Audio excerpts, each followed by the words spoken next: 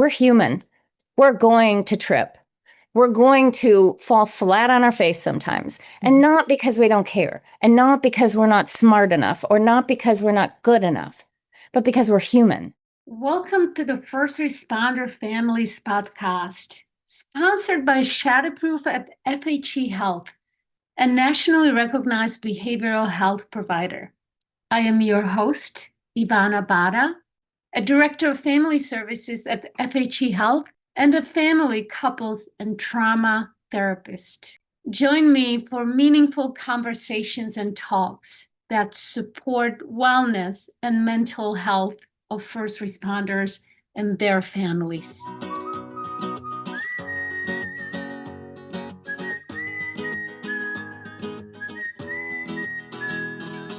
Hello, first responder families. Ivona Bhadha is here with the monthly wellness conversation. And I am really excited about today's conversation. I am interviewing Coach Sonja Irina Johansen, the creator of the Advanced Recovery Project and the author of over 200 blog posts exploring what's often called food addiction recovery.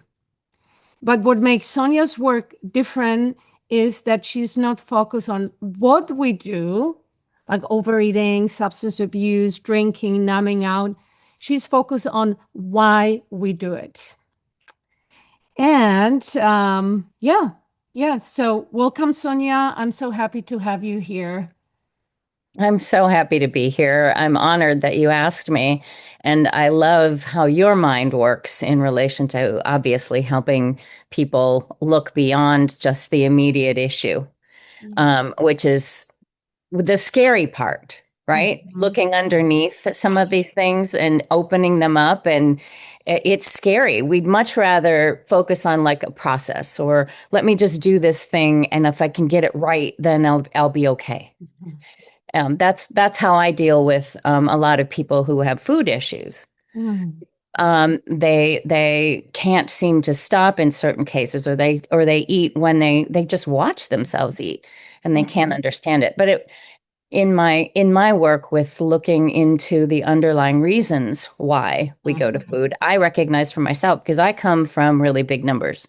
I used to, that's a phrase we use in the weight loss community when we've carried a lot of excess weight. I was well over 300 pounds for several decades, and I never really thought I could release the weight. But when I started to look at the underlying reasons, I knew I could go on a diet and lose the weight, but I never felt like I could keep it off. Keep it off, yeah. And you name it really beautifully. Like, it's so scary to look underneath. And I can tell you from experience working with first responders community, the bravest men and women, in public safety field, they are scared to come to treatment. They're scared to admit that they might have a problem. And also for our audience, they might be curious, like, why did I bring Sonja here, who is talking about weight loss and maintaining weight loss, and she's also talking about food dysfunction. And I have to tell you, please stay tuned in, because you are here for just a mind-blowing and really refreshing conversation on addiction and recovery, and not just abstaining from some behavior or substance, but how to find like a lasting peace in recovery, and not white knuckling, like getting healthy or getting sober. Yeah. Well, and it's interesting when you talk about the issues that are probably, I don't know, I'm not a first responder other than I'm a mom. And I also help people who are feeling like they're in crisis. It is definitely not the same thing. I mean, first responders, from what I gather, do things that are counter to what is our brain saying, stop, don't go there, there's danger there. Yes. First responders have worked a way around that and figured out a way through that. Mm-hmm. Yeah, one of the things that was fascinating when you explained what you were doing is that I look for um, connecting disparate dots. I look for because there's not a whole lot that explains why I would continue to walk into the kitchen and eat something even though I wasn't hungry, even though it didn't make any sense to me logically, and I could watch myself do it, and that also wasn't logical. I'm a very accomplished person. I'm intelligent. I know what I'm doing, and yet I could still do these things that were detrimental to my health. Mm-hmm. And so I wanted to understand more about it. And the only places I could find were studying alternative addictions Mm-hmm. and seeing connections in those types of things. And even the word addiction is a challenge for some people, Yeah. especially when they're trying to um, legitimize their position and understand when they're so good at what they do, and yet they do this other thing. It Mm-hmm. feels disparate, it feels disconnected. Mm-hmm. And we don't want to consider a part of us to be a serious problem that we have to fix. Yeah. I believe that the reasons that people do these things or not do these things, whatever it is that they feel like they want to stop or change. When Mm-hmm. people do those things, it's because their system needs support. Their system needs replenishment. Their system needs numbing. Their system needs soothing. And Mm-hmm. our systems just don't bother telling us that the battery level's at 20%. Yeah. Yeah. It Yeah. doesn't tell us that Yeah. Yeah. until we're doing something and watching ourselves do it, especially if it's something we've been doing regularly and we would just recognize it as not healthy, Yeah. whatever it is. And Yeah. that's why when I was studying all of these different types of addictions, if you will, or different types of disparate behaviors, Mm-hmm. they challenged me to recognize I could see the connections Mm-hmm. between what I was doing and the ways that I shifted things. I didn't even realize half the time why I was doing what I was doing, but I wanted to understand it because it was working. Yeah. Yeah. So one of the major things that came from me initially and early on was the concept of resonance Mm-hmm. and the concept of alarmed aloneness. Yes. Yes. Whenever I say alarmed aloneness, I don't really need to give people a description. You Mm-hmm. can probably, when you hear those two words together, you can probably just imagine a circumstance, probably very recently, where you felt very alone, Mm-hmm. where you didn't feel like you could share what's going on for you. Either it didn't feel safe, or you didn't feel like you could burden someone else with it. Maybe you didn't feel worthy enough. Maybe you were worried. I would imagine with first responders, that sharing some of the things that they see would be counter to their own code, I would imagine. Mm-hmm. Mm-hmm. And so holding those things in was protecting their loved ones more than likely. Mm-hmm. And it was also a safety mechanism that was created. Yeah. But fortunately for us, our bodies are recognizing there's an overload. And Mm-hmm. that's when our bodies say, nope, no, we're going to do something about this. And we don't care what you think. Yes. Because it literally removes your prefrontal cortex. You literally don't have your executive function at that point. That's why you can watch yourself. For me, I could watch myself go to the pantry or I could watch myself go to the freezer, right? I Mm-hmm. could watch myself do the drive-through. We Yes. can all recognize these behaviors, Mm-hmm. even if they're not your major go-to. And I want to pause for a second because I think it's important for anyone who is listening and hears first time alarm aloneness. Yes.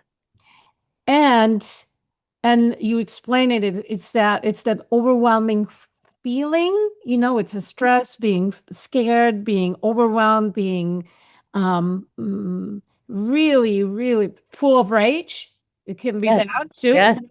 and you are alone, and you are not supposed to be alone, right? Like there is some painful thing about being alone with it, right? Yes, and as humans, we are designed to live in community.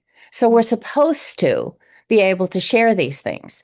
The Mhm. alarmed aloneness often starts when we're very young, when we feel like we can't share something that's happened to us. It doesn't have to be tremendous or traumatic, what they call big T. It can even be little t, Yeah. where Mhm. a kid is teasing you in the that could be big T too, but it could be something small, but you don't feel like you want to either. I used to not want to burden my mom. She had three other kids. She was constantly looking frazzled. I didn't want to add to her burden. So I kept it to myself. Yeah. That's aloneness.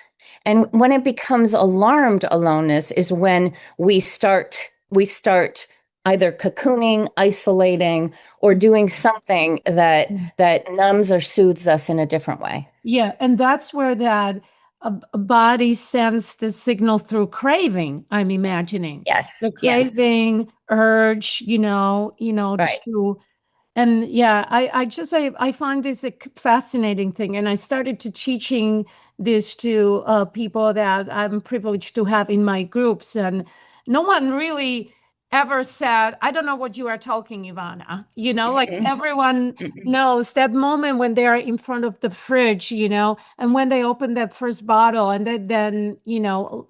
then the rest is the history because there is a number 20, and Right. yeah, yeah. Oh. Yeah, I learned this concept from a few different sources, and alarmed aloneness is the phrase that Sarah Payton uses.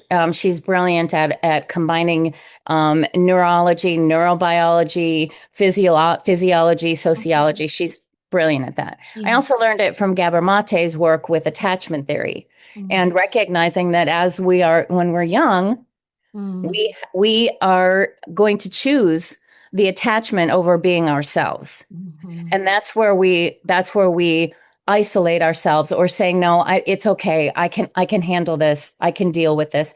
It feels like something really important for a first responder. I can't imagine someone going into this field without wanting to help other people, mhm, yeah. and in that wanting to help other people, there's that whole business around just feeling the benefit and how good it feels to help others. Mhm, That aloneness, though, mhm. is a strategic piece of this that I think is really important. Yeah. Yeah. So the first responder, who is going to people whose trees are falling in the forest, Yes. right? Like Yes. there are like crises and violence and death. So when their trees are falling, and it can be just that really overwhelmed from occupational trauma, but also personal life. Right. That there is just they have lives too. They have spouses, they have children, they have family of origin, and so I just want to hold it here, for them, for the families of first responders, that it's sometimes family members, they want to help them, or they are concerned about them, and Well, the they know them, they love them, they can sense when they're diseased or anxious or upset. I'm certain they can feel it. Especially if they're close, they're obviously going to recognize when someone is off. And that off feeling, Mhm, I think, probably comes across as weakness from the perspective of the first responder. That there's something I'm not doing right. If I can't handle this job adequately, there's something I'm not doing right. And that piece of a fallibility or flaw that we see in ourselves, we're first to notice it, and we're first to make sure that we can somehow correct it. And it's interesting because going to a behavior, whatever that is, smoking, drugs, alcohol, sex, gambling, whatever, online shopping, it doesn't, Facebook, right? yeah. Any of those things can be a salve in the moment, Mm, and distract us from having to look within. Looking within is the most courageous thing any of us can do, I agree. especially when we're in that place. And when you talked about the tree falling, the interesting part is about resonance. Resonance is accompanying someone or yourself, Mhm, accompanying yourself in the moment. And guess what happens when you accompany yourself? You're mhm. no longer alone. Yeah. So is it the same than self-compassion? Is it similar? Is it the same vibe? Yes, it falls into the same vibe, yes.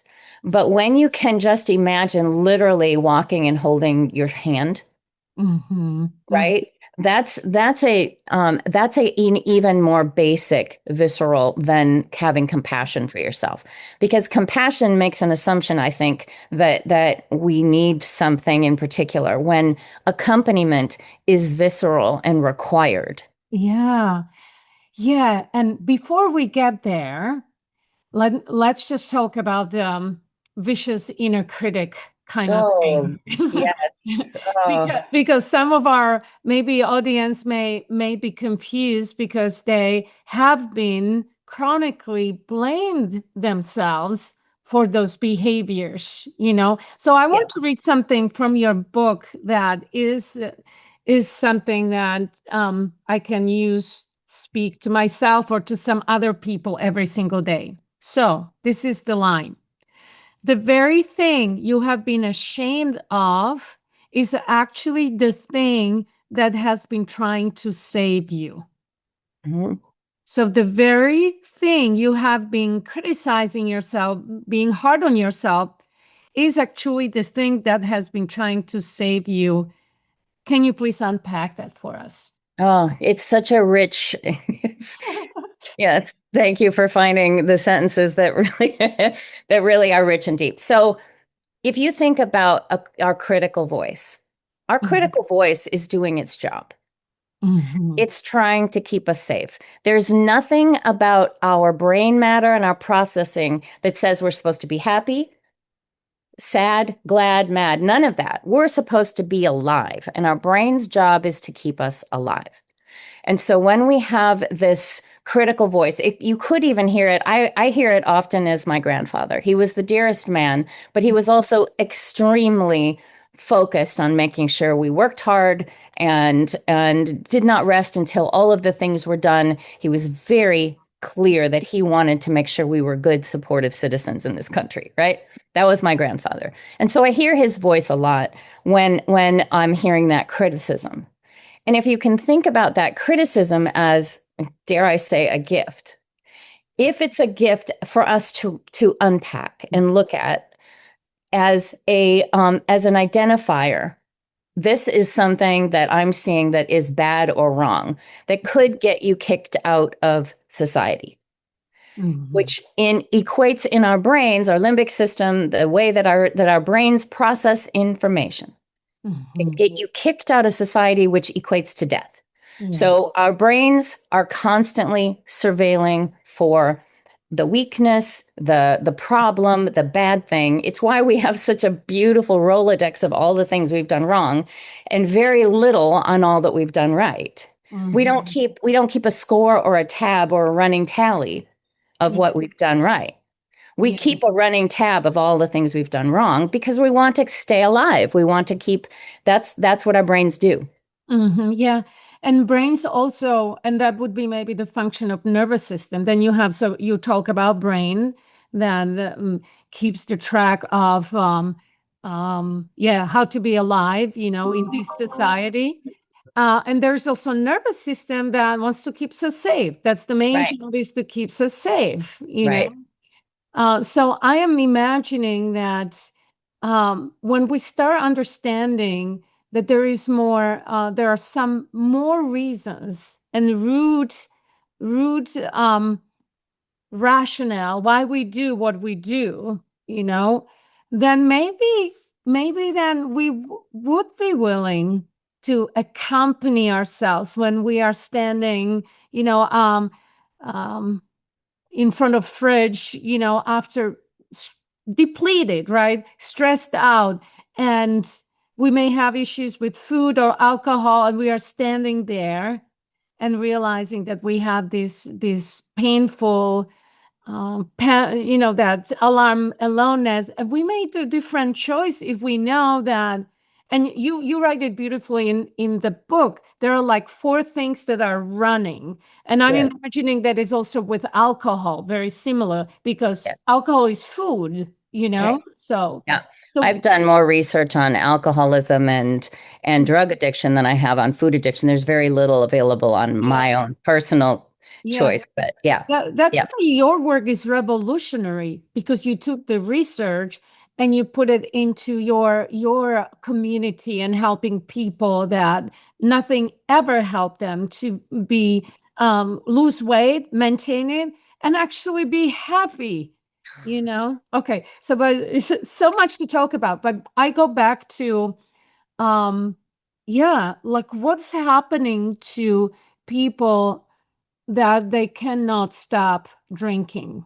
They cannot just drink in moderation. They cannot. Well, yeah, it's interesting because I don't know how to use a good analogy with a first responder, but in my opinion, if you see a building burning, you're going to want to address the fire for Mhm. sure, right? But Yeah, if you can yeah. get to the underlying cause and stop that fire, that's more of an important long-term look, right?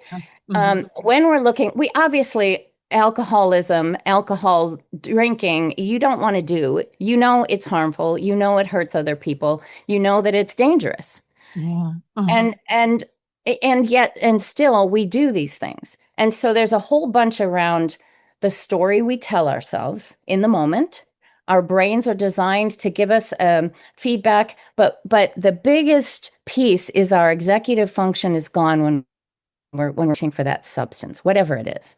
Mm. The ability for us to logicize it, first of all, is Mhm. pulled out because of a trigger, a trauma, something is happening. When we're using, I use the phrase gripping the steering wheel to try to not do something, right? Um, What if we were to shift it to try to do something that's actually going to be positive for us? So instead of thinking about, and I know this might feel weird, but instead of thinking about not drinking, what if you were to think about how many different ways you could do something healthy, how many different ways you could do something supportive and nurturing, and focus on the positive things, because that's the shift that will release the a lot. mhm. It's so complicated. Mhm. There's Mhm. like I've figured out 32 different reasons why we might go to food or whatever our drug of choice is, right? It doesn't Mm. matter. Food is Yeah. just one aspect of it. Mhm. Mhm. But what if you were to start peeling away I use peony petals because I like that better, the opening of the peony petal rather than the opening of an onion, the peeling of an onion. I prefer peony petals Mhm. myself. But opening up that flower, and as you continue to open it up, you start to notice things like maybe the time of day you tend to reach for your drug of choice. Maybe the circumstances surrounding it. I found cortisol and stress type situations were the biggest factors, but Mhm. there were many. But the biggest factors were stress oriented circumstances. I Yeah. call it SWCC, stuff we can't control. Mhm. And when you're in those stressful circumstances, you might be fine. But then Mhm. guess what happens? Peace and calm happens, and all of a sudden you've got this void and you don't know what to do with it, and your body wants a drink, your body wants a drug. My drug of choice was ultra processed garbage. Mhm. Our bodies need that kind of resolution until we can find and recognize. It helps to know, it helps to track. It's Mhm. hard to reflect back too, because when we reflect back, we're looking at something that was painful and awful and embarrassing and shame-ridden and judge filled, and makes us bereft when we look at it. But if we can reflect back on the circumstances surrounding it, we might be able to mitigate it enough so that we can actually say no to the drug and say yes to something better. Yeah. I can envision this also for our clients who finish treatment, that they have already been sober for 30, 60 days. And this would really make sense to them. This would also make sense to first responders or their families, that when they are still in that window of opportunity to reduce, harmful habits. And those who are listening to this and they say, I can't stop, I'm imagining that it's time to consider treatment options, because the system of first responder gets overwhelmed with stress, with suppressed feelings. Sometimes they have been suppressing them for for a whole life, you know. So it Right. will get pressure cooker is really like going to burst out. Well, and it's scary to even think, to even open up and look at what might be underneath it. Mhm. That feels very Mhm. scary, Yeah, I yeah, think. yeah. Um, when we're, I find that to be the scariest, but possibly the most important. And ironically, the first time, and we're talking about first responders here who will run into a burning building or deal with something really, really major, and yet opening up and looking inside is scary. It's Mhm. much easier, in my opinion, because of all the things that they've done all their lives. They've worked on the external stuff.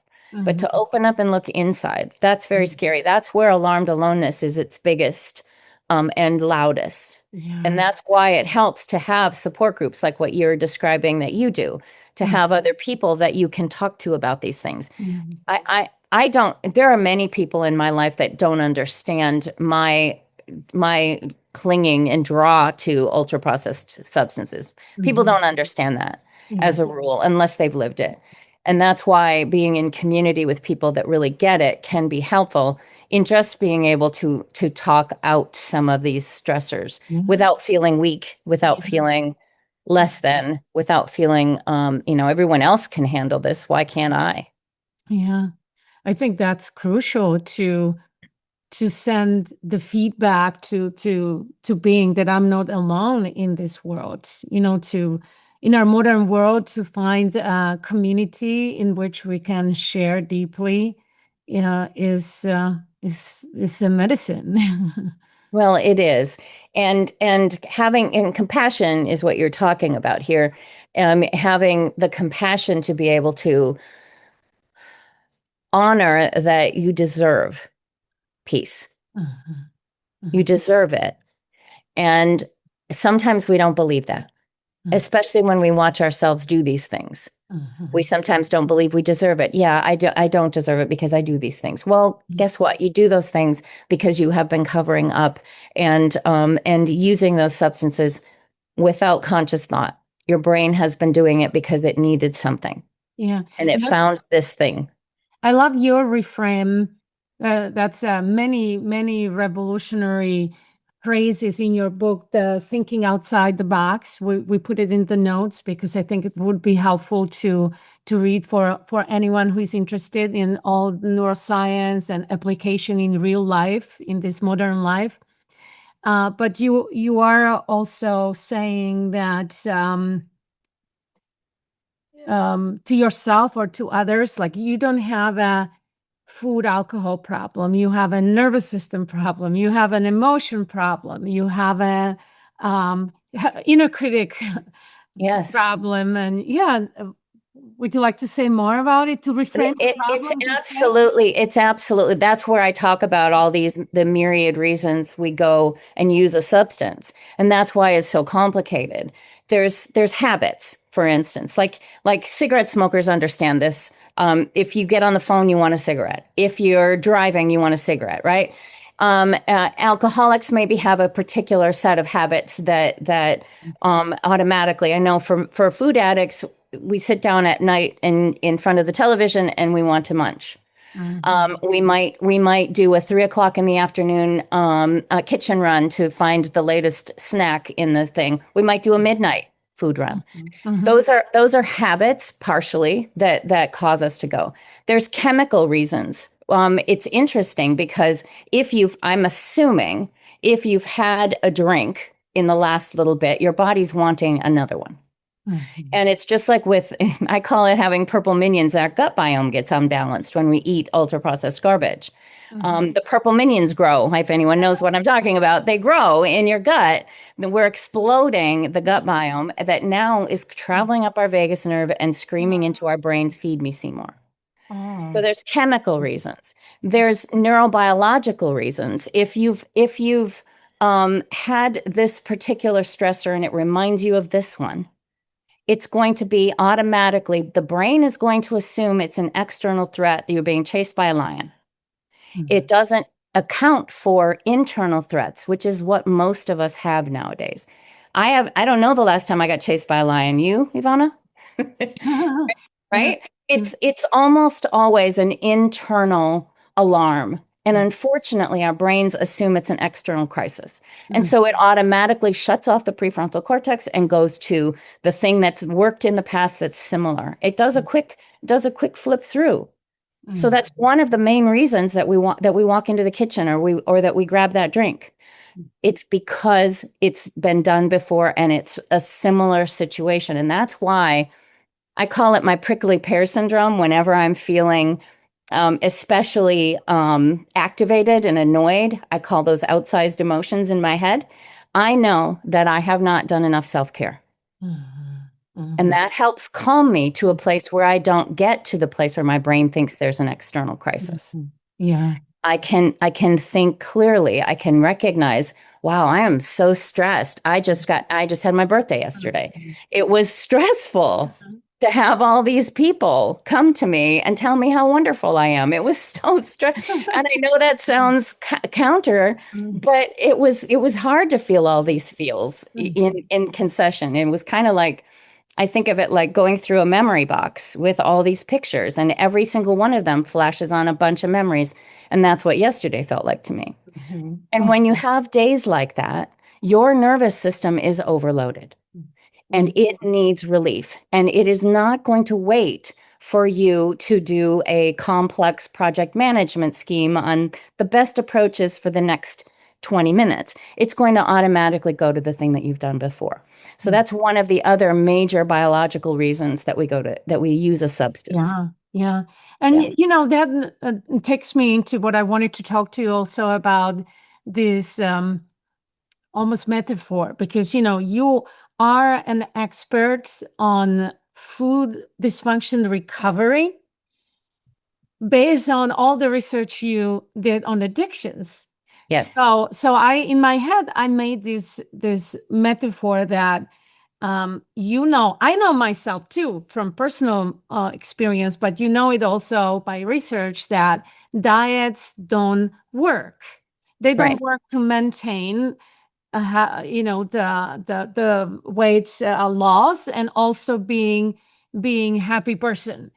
So I see something similar, that treatment for alcohol and drug problems, not that it doesn't work, but it only activates for most people compliance-based abstinence. Yes. So it's similar like a diet. Diet gives you rules, structure. You may be even excited about diet.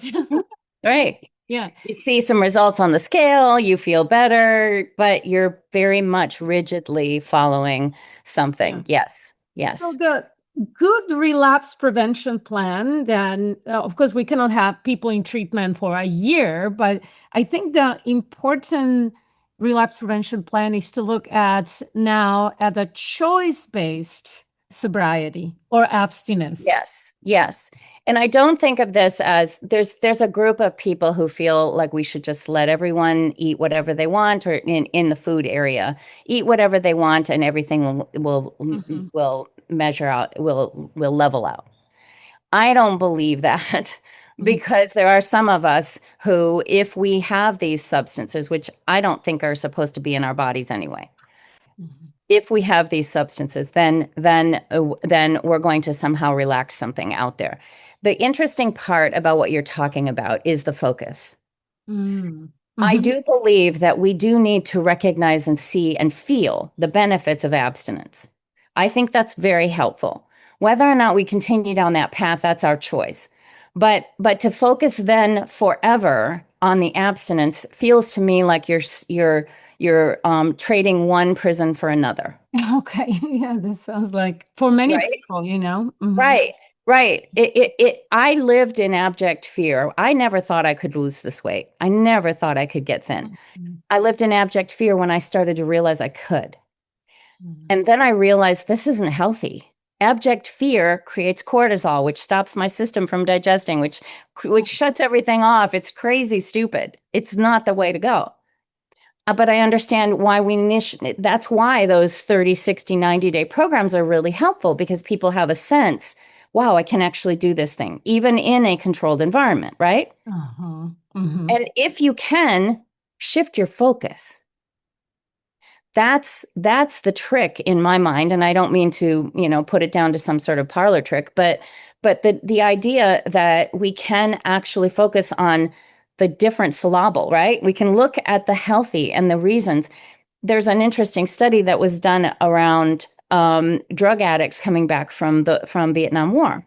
And they assumed everyone would be a drug addict, but many came back and were fine because they were in loving community and connection. Mm-hmm. And I'm not suggesting it's as simple as that.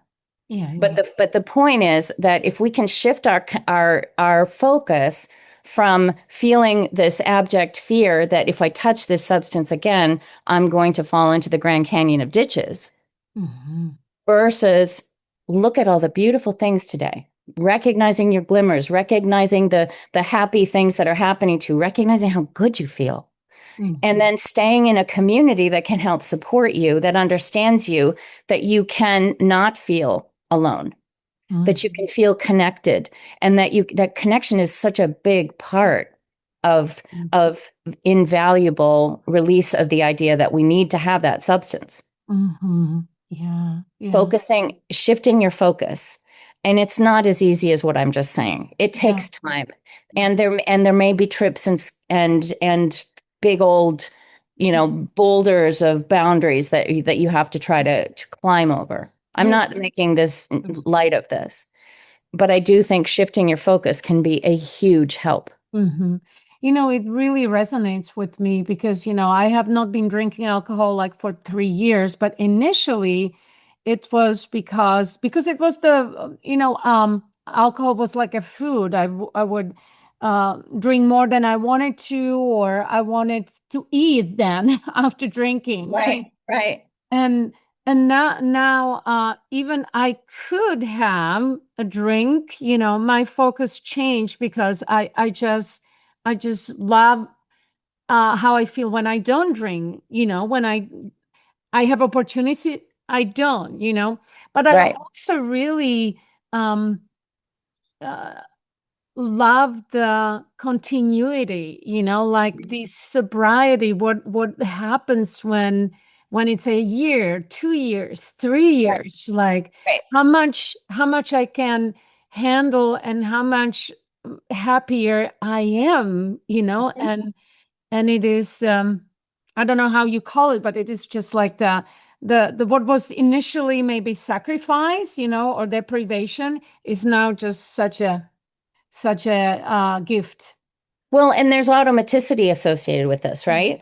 There's energy involved in maintaining a diet or maintaining any kind of sobriety. There's a ton of energy involved until there isn't.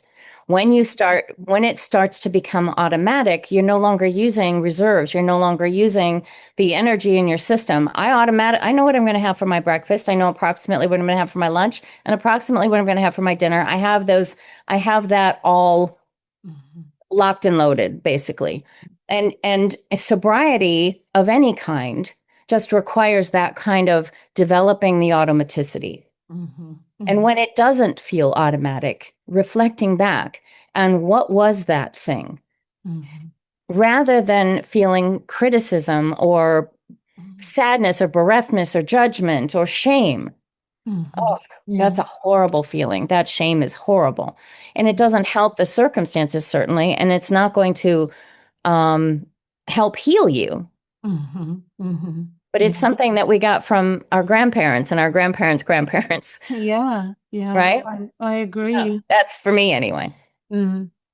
Yeah, I saw your hand on your heart, and to coming down that eventually the gift can be also freedom from shaming self and living in that prison of some sort of like an inner criticism, and so many beautiful gifts that come from that initial initial decision, to either come to treatment or to reduce, these addictive substances, and inviting, more joy, connection, and more energy, more health, and doing it in a community of people that also striving for something similar.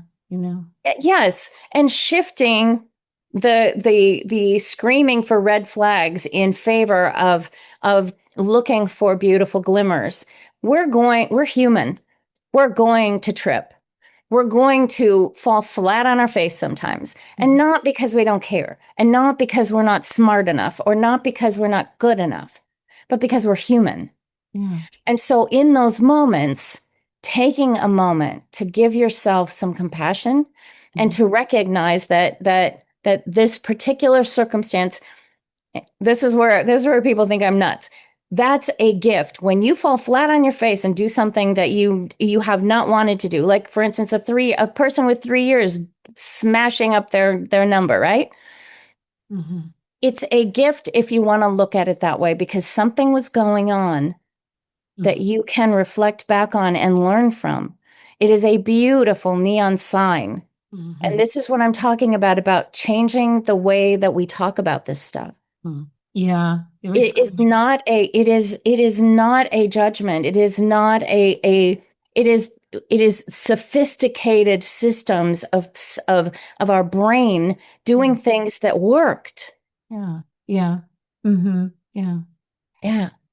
Oh, beautiful. Yeah, as we wrap up here, I want to highlight a few kind of glimmers, what we call, right? Like glimmer, just something that is just like a takeaway, give something beautiful. And you are offering a fundamental shift, from seeing addictive behaviors as the problems to understanding them as adaptations. Yes. Adaptation to stress, to overwhelm, to what you name also alarm, aloneness, and to a nervous system that hasn't learned how to come back to safety. Right. Yeah. And Right. for first responders, this hits especially close to home. They're trained to be alert, to override their body, to push through exhaustion, and to function in environments that most people never encounter. But the cause of that over time can show up in those addictive behaviors, in those body's compensations. So that's what we were talking, and we were talking about the power of reframing this what we criticize about ourselves. But I want to emphasize that even in your coaching, in your book, you are not making excuses. You are not agreeing with unhealthy, harmful behaviors, but you are helping people to open the door of really compassion and grace for themselves. And hopefully, this conversation can plant a seed for anyone who is resonating with that and saying, like, oh my gosh, I'm glad that someone named it differently. Opportunity, invitation to seek compassionate help or company or therapist. Treatment is always available here at Shatterproof at FHE Health. We are just so thrilled to help the first responders in a way that even in 40, 50 days, I mean, if you hear their graduation speeches, that's like it's just they are alive. They have compassion to themselves. They have a lot of lived experience, so that when they come to their own senses and they can feel kindness to themselves, and they can start speaking their truth and feelings. They're like a newborn, right? But in adult body, and their families are also doing some work while they're with us in treatment. All right, so from self-blame to understanding, that was another big takeaway. And Sonja, thank you so much. Thank you With for this pleasure. gift. depth, compassion, and clarity to this conversation. And your work is not just about recovery, but is really about helping people to come back to relationship with themselves. I Absolutely. appreciate you. Absolutely. Thank you so much, Ivona. I really appreciate it and had some fun today. Thank you. Yes, yes. And happy belated birthday, and Thank you. have a great weekend. Thank you. Thank you. You do as well. Thank you for tuning in. The First Responder Families podcast is sponsored by Shadowproof at FHE Health, a specialized treatment program for first responders with mental health and/or substance use issues. For more information about our show and our services, check out FHEHealth.com. The podcast website also has a place where you can share your ideas or questions for future shows. If you are struggling, we want to help. Feel free to call us at 844-714-3403 or visit FHEHealth.com. We look forward to having you join us for our podcast next month. Until then, take care.